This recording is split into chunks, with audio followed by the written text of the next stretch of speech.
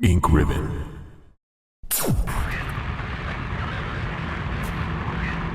As requested, I'm finally venturing into Silent Hill 2. I did my absolute best to include some of the lesser known secrets in the game, and hopefully you guys will enjoy them. Here is my list for the top 10 secrets and Easter eggs in Silent Hill 2. Number 10. Engine Demo. Right after the success of Silent Hill 1 was a press event where they showcased a very early version of a real-time engine for Silent Hill 2 using Sybil. This seems to be the only footage of it, and it's pretty short, but I'm sure at the time it was really impressive, since it was before the PS2 or Dreamcast were even released. Number 9. New Silent Hill 2 game. Did you know 3 years ago a new game was announced based on the Silent Hill 2 IP? パチスロサイレントヒル。これまでハリウッド映画として2作品を公開するなどゲームジャンルを超え世界中のホラーファンの支持を集めるホラーコンテンツ。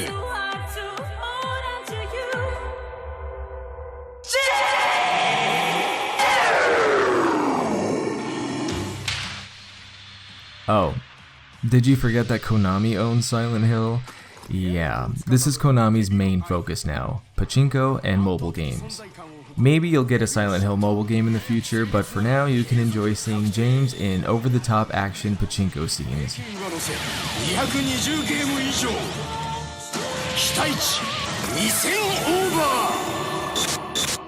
Number 8. Secret animations. Within the game are a few semi-hidden animations. First, with the chainsaw, when standing over a dead enemy, sometimes James will raise the chainsaw over his head and scream. Ah! Ah! Ah! If positioned the right way, you can also make James fall down, usually off the steps when walking backwards. Number 7. Pyramid Head. If you put an enemy in front of Pyramid Head, he will attack it.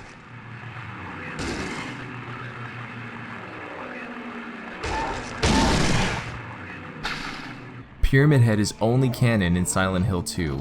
He's specific to James.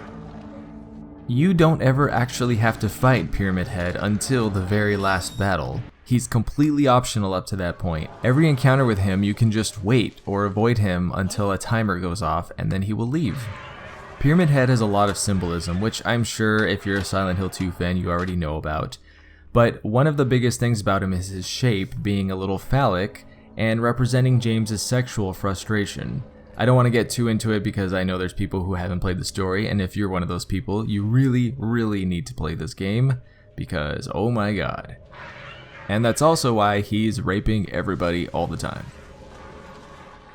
Masahiro Ito, the creator of Pyramid Head's design, is so annoyed at not only the misunderstanding of Pyramid Head, but also the overuse of him that he actually wants Pyramid Head to be killed off permanently. Number 6. Uncensored Videotape. Spoiler warning. The original version of the tape was a lot more graphic. While it's pretty apparent what happened in the final version, the difference of tone is a lot more unsettling. It's not implied, but extremely clear that James is murdering his wife. But you can judge for yourself. Please promise you'll take me again, James.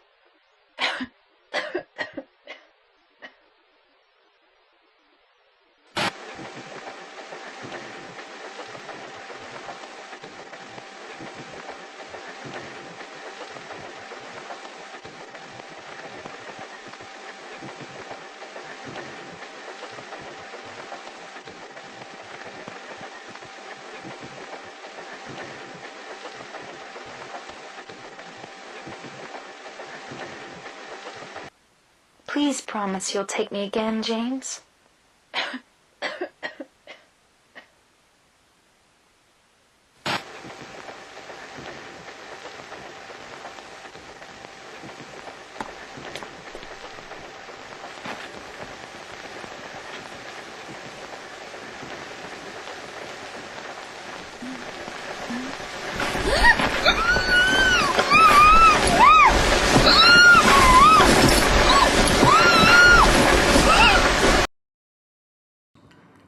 5.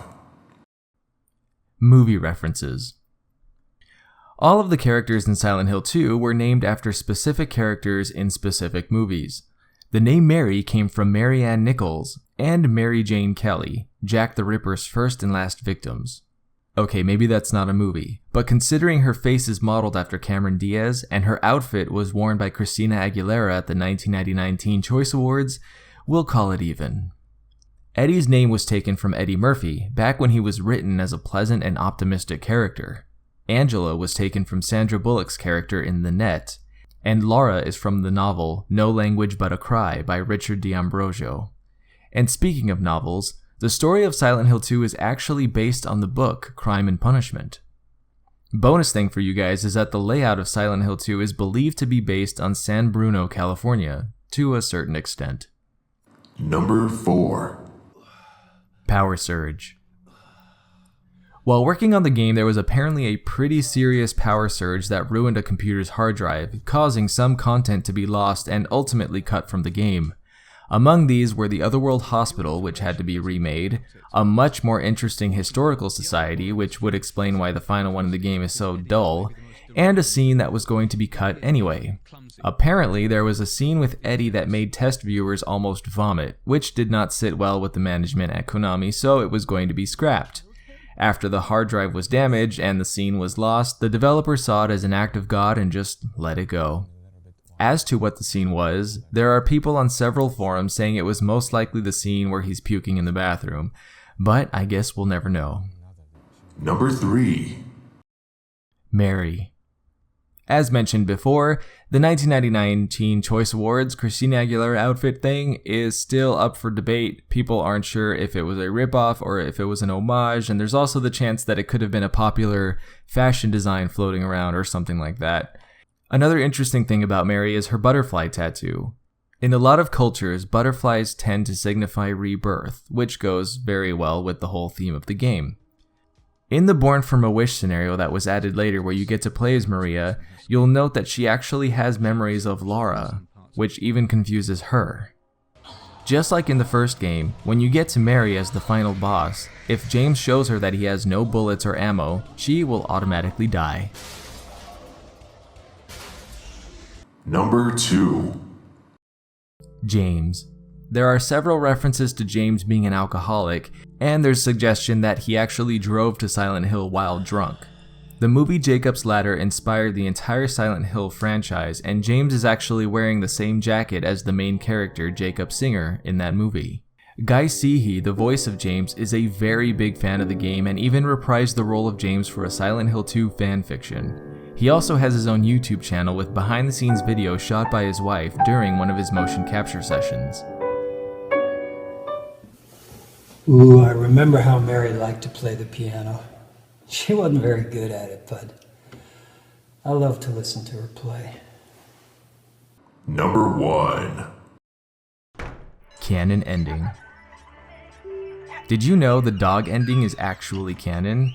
The creators of Silent Hill... Just kidding. I'm just trying to keep it light because the ending of Silent Hill 2 deals with some pretty heavy stuff.